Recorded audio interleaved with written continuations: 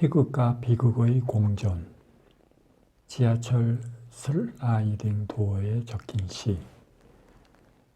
비가 억수같이 내렸는데 나무에게는 희극이고 새로 이사온 개미에게는 비극이랍니다. 개미의 진화와 생존 능력을 다소 간과한 시각이란 건 차치하고 은유적 표현임을 어느 누가 모르겠습니까?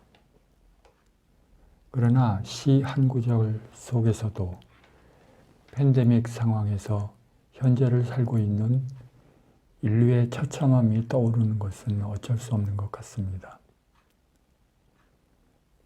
똑같은 상황에서 나라마다 다릅니다.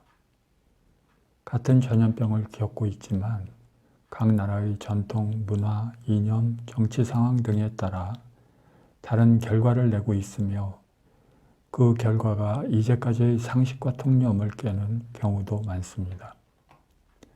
그러나 다른 나라를 쳐다볼 필요도 없이 우리나라를 보더라도 팬데믹 이전과 이후가 별다른 변화가 없는 사람들이 있는 반면 이미 항복을 하였거나 이제 곧 백기를 들어야 할 때가 코앞에 있음을 알고 있는 사람도 있습니다.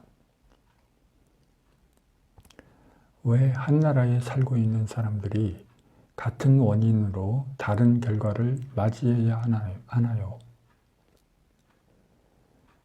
경제활동은 차별이 없으며 동등한 기회와 나라가 제공하는 같은 인프라를 활용하여 이익을 내기 위해 행하는 것입니다.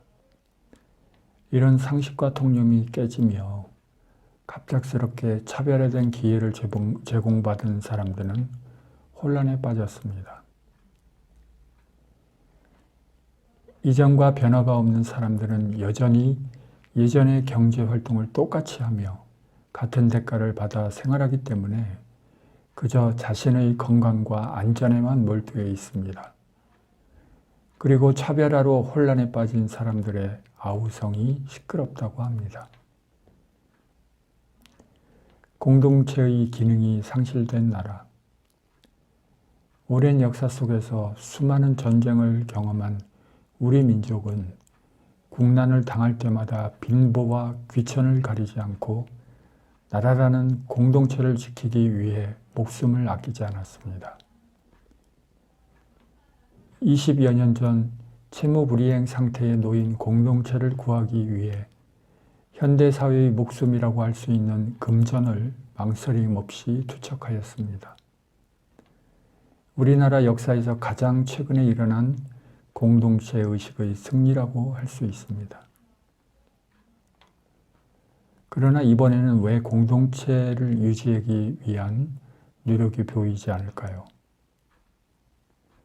저는 위에서 잠깐 말씀드렸듯이 이런 팬데믹 상황에서 아무런 변화가 없는 사람들은 어려움을 겪는 사람들의 상황이 자기한테 별로 영향이 많지 않기 때문에 공동체의 위기라고 생각하지 않기 때문이라고 생각합니다. 즉, 어려움을 겪고 있는 사람들을 위한 대책을 논의하는 사람, 그 대책을 실행하는 사람, 그리고 그걸 아무런 감정 없이 바라보는 팬데믹 이전과 변화 없이 살아가는 사람들이 공동체의 위기로 생각하지 않고 있다는 것입니다. 2019년 사업자 통계. 팬데믹 이전인 2019년 사업자 통계를 보고 2020년 통계가 어떻게 나올 것인가를 안타까운 마음으로 예측을 해본다면 신규 사업자 수와 폐업자 수가 역전이 될 것으로 보입니다.